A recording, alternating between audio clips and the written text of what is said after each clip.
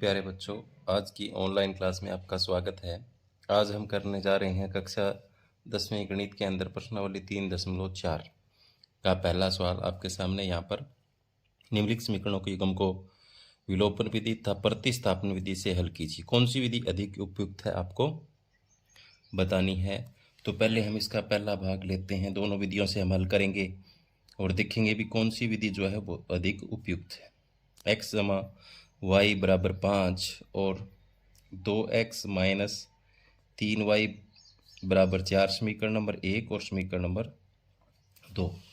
पहले हम विलोपन विधि से हल करेंगे, ठीक है। विलोपन विधि से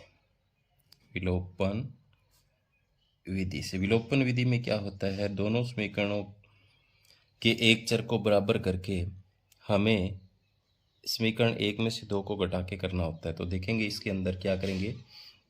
इसमें देखो यहाँ पर 2x है तो हम यहाँ पर भी 2x बनाएंगे।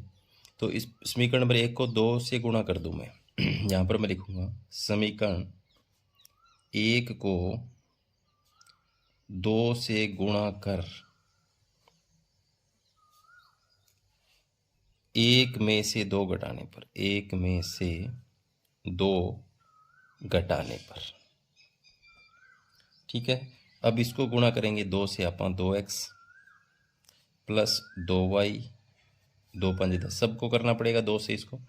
यहाँ 2x है, यहाँ माइनस 3y है, यहाँ 4 है। जब घटाते हैं तो चिन्ह बदलते हैं, ये माइनस का माना जाएगा, ये प्लस का और ये माइनस का। अब देखो ये प्लस का ये माइनस का, इससे ये कैंसिल हो गया। यहाँ पर 3 और 2 5y बराबर, यहाँ देखिए आप, यहाँ कितना बच गया आपके पास, ये माइनस का 4 है तो यहाँ बच गया आपके पास 6। तो 5 इधर जाएगा तो y बराबर क्या आ जाएगा, 6/5। तो विलोपन विधि से y का मान कितना आ रहा है, 6/5। अब y का मान समीकरण 1 में रखने पर अब रखेंगे तो x जमा y का मान कितना है, 6/5 बराबर कितना है, 5।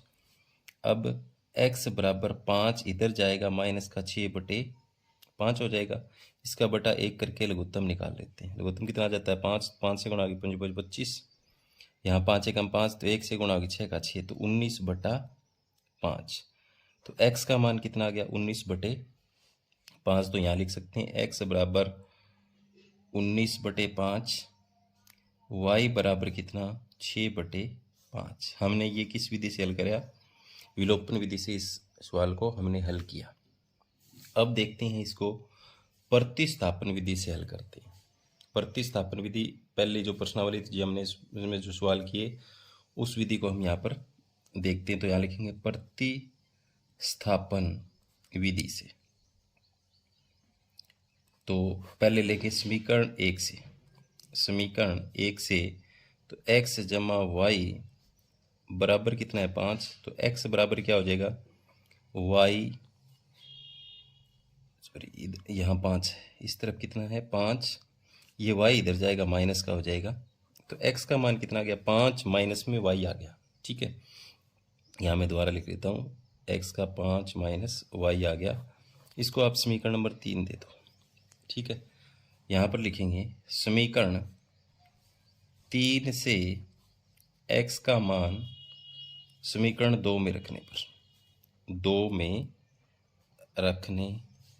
पर 2 हमारे पास समीकरण क्या है, मैं लिख रहा हूँ यहाँ पर 2x माइनस 3y बराबर 4 है। तो यहाँ पर 2 गुणा में x का मान भरें, कितना है 5 माइनस y है तो ब्रैकेट लगाएंगे, माइनस 3y बराबर 4 है। तो इस 5 से भी गुणा होगा 2 का और y की भी गुणा होगी, तो 5 दूनी 10 और 2y माइनस 3y बराबर 4। तो यहाँ पर माइनस माइनस जुड़ के कितने हो गए, 5y।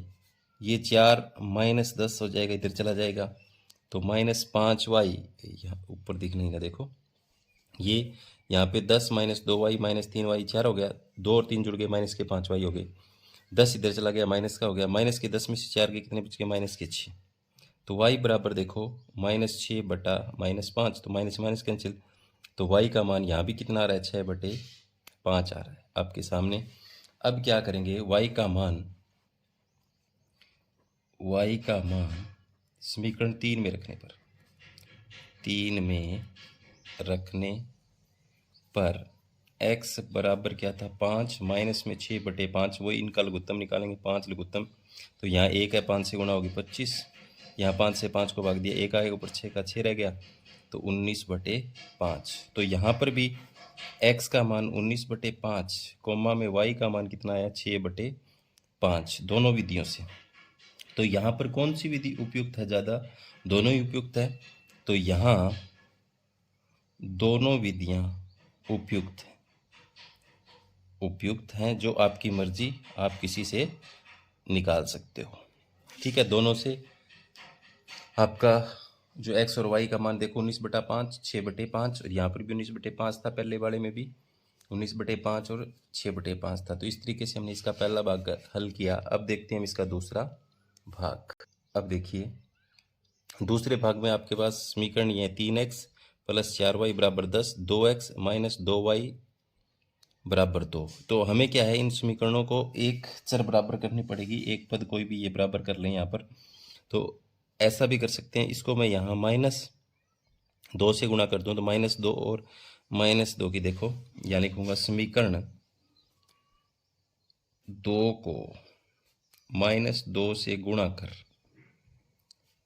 कर 1 में से 2 घटाने पर अगर हम इसको +2 से गुणा करें तो भी काम चलता है, फिर हमें जोड़ना पड़ेगा। तो लेकिन हम एक ही तरीके से कर लें, घटाने वाले पे चलें। तो यहाँ 3x + 4y, ऊपर वाले का तो हमें कुछ नहीं करना, बराबर 10। हमें इसको गुणा करना है कितने से? -2 से। -2 से गुणा करेंगे, ये क्या होती है 2 दूनी 4x हो जाएगा, ये माइनस और माइनस प्लस 2 दूनी 4y हो जाएगा, बराबर ये भी माइनस का 2 दूनी 4। देखो ये प्लस का माना जाएगा, ये माइनस का और ये प्लस का। अब देखो इससे ये कैंसिल हो गया, ये दोनों प्लस के हो गए, जुड़ गए, 7 और x हो गए, ये भी प्लस के हो गए। ठीक है, तो यहाँ पर x बराबर 14/7 और चला जाएगा 7 एकम 7, 7 दूनी 14, तो x का मान कितना आ गया? 2 आ गया यहाँ पर। ठीक है, अब x का मान आपको किस में रखना है? यहाँ कर देता हूँ, x का मान समीकरण 1 में रखने पर तो 3 गुणा में 2, समीकरण 1 ही है आपके पास, 3 गुणा x लिखेंगे प्लस में 4y = 10, तो 3 दूनी 6 इधर चला जाएगा, तो 4y = 10 - 6, तो y = 10 में से 6 गया 4, और बटे में ये 4 आ जाएगा, 4 से 4 कैंसिल, तो y का मान कितना आ गया यहाँ पर आपके सामने, यहाँ हमें 1 प्राप्त हो गया। ठीक है, तो यहाँ x = 2 और y बराबर कितना आ गया? 1। ये हमने किस विधि से हल किया? विलोपन विधि से। ये यहाँ विलोपन विधि थी हमारी, विलोपन विधि। अब हम इसको किस विधि से हल करेंगे? प्रतिस्थापना विधि से। प्रतिस्थापन विधि से, तो यहाँ लिखेंगे समीकरण 1 से, समीकरण 1 से।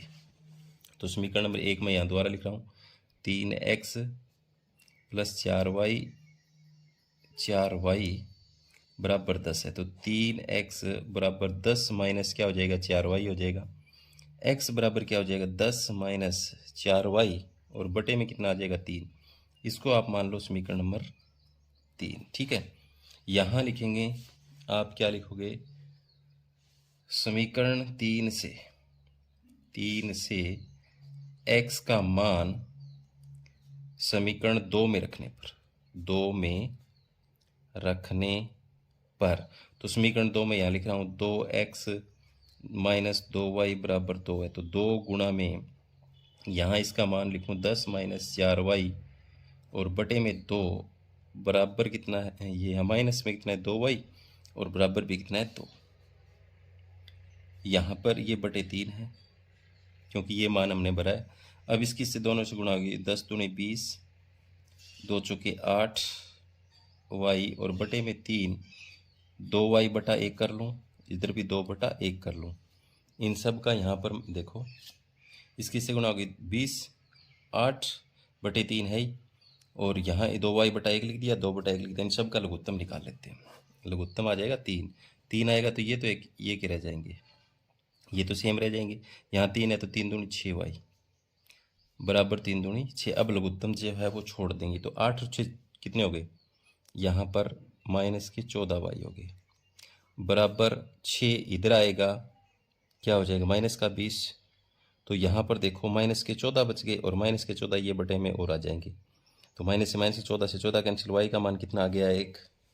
तो यहाँ x बराबर 2 और y बराबर कितना 1। यहाँ भी, यहाँ दोनों विधियाँ उपयुक्त हैं। तो हमें क्या बतानी है, दोनों विधियाँ उपयुक्त हैं। यहाँ भी दोनों विधियाँ जो है हमारी उपयुक्त हैं। अब देखेंगे हम इसका तीसरा भाग। अब देखो इसका तीसरा भाग, तीसरे भाग में आपके पास ये समीकरण है 3x माइनस 5y माइनस 4 बराबर 0। तो इस 4 को मैं बराबर के इधर ले गया, ये माइनस का था तो प्लस का हो गया, ये समीकरण नंबर 1 हो गई। अब देखो इसमें 9x, ये 2y इधर आ जाएगा माइनस का बराबर 7 समीकरण नंबर 2 उसी तरीके से बन गया। अब देखना है ये बराबर है क्या, यहाँ 9x है तो यहाँ भी 9x करना पड़ेगा, हमें 3 से गुणा कर दें तो क्या लिखेंगे, समीकरण 1 को 3 से गुणा कर 1 में से 2 घटाने पर, में से 2 घटाने पर, तो इसको 3 से गुणा करेंगे, 3 तिया 9x, 3 5 15y और 3 चौके 12। इसमें से 2 घटाएंगे 9x माइनस 2y बराबर 7 घटाएंगे तो ये माइनस, ये प्लस और ये माइनस, ये इससे कैंसिल हो गया। अब ये प्लस का है ये, तो यहाँ पर बच गए माइनस के 13y। इधर क्या बच गए देखो, प्लस के, यहाँ पर 7 और 5 12 होते हैं तो यहाँ कितने बच गए, 5 प्लस के बच गए। तो y बराबर क्या हो गया, 5 माइनस का हो जाएगा बटे, माइनस नीचे आ जाएगा इधर, y का मान कितना आ गया, माइनस 5 बटे 13 आ गया। तो यहाँ लिख रहा हूँ y का मान समीकरण 1 में रखने पर एक हमारे पास 3x माइनस 5y है तो y की जगह कितना रखेंगे, गुणा में माइनस 5 बटे 13 बराबर कितना है, 4 है। अब ये हो जाएगा माइनस और माइनस की गुणा प्लस में हो जाएगी, तो 3x बराबर यहाँ पर प्लस हो जाएगा 25 बटे 13 बराबर 4 है, ये इधर चला जाएगा तो 3x बराबर 4 बटा 1 कर दो, इधर जाएगा तो ये माइनस का 25 बटे 13। अब लघुत्तम इनका कितना आ जाएगा, लघुत्तम 13 आ जाएगा। तो यहाँ पर 1 है तो ऊपर 13 से गुणा होगी, 13 चौके 52, 13 से 13 कैंसिल, 1 आया तो 25 का 25 रह गया। तो यहाँ पर इधर कितना है, 3x हमारे पास, ठीक है। तो यहाँ पर देखो आप 52 में से 25 जाएंगे तो आपके पास कितने बच जाएंगे, देखो 12 में से 5 गया 7, इधर से ये 4 में से 2 गया तो बटे में 13। ये 3x बराबर निकालना हो तो 27 बटे 13 और बटे में 2 आ जाएगा। तो x का मान कितना आ जाएगा, 27 बटे में, यहाँ पर कितना आ गया आपके सामने 26, या फिर गलत कर दिए क्या, यहाँ 3 है, सॉरी 3 नीचे आएगा तो ये कट भी जाता है, यहाँ पर 3 एकम 3, 3 27, 9 बटा 13 आ जाएगा। कितना आ जाएगा, यहाँ दोबारा लिख देता हूँ x का मान, यहाँ पर 3 27 कट गया ना, 9 बटा 13। तो हमने इसको विलोपन विधि से हल कर लिया। तो यहाँ लिखेंगे, यहाँ x बराबर कितना आ गया, 9 बटे 13 और y बराबर कितना आ गया, माइनस 5 बटे 13। अब हम इसको करेंगे प्रतिस्थापन विधि से, प्रतिस्थापन विधि से हल।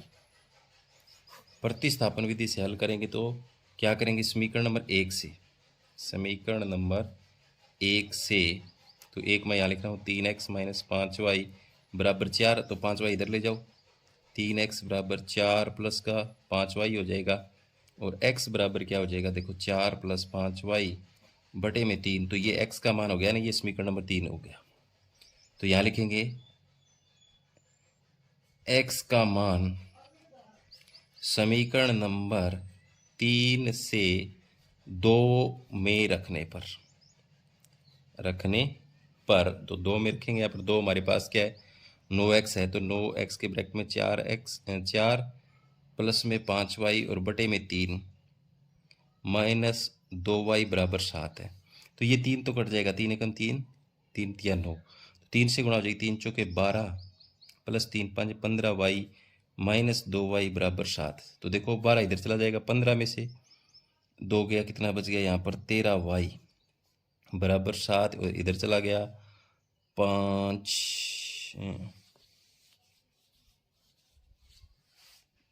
12, सॉरी यहाँ पर 12 चला गया। तो यहाँ पर y बराबर 13y बराबर कितना, माइनस का 5 बच गया। तो y बराबर कितना हो जाएगा, देखो -5/13, ये y का मान आ गया।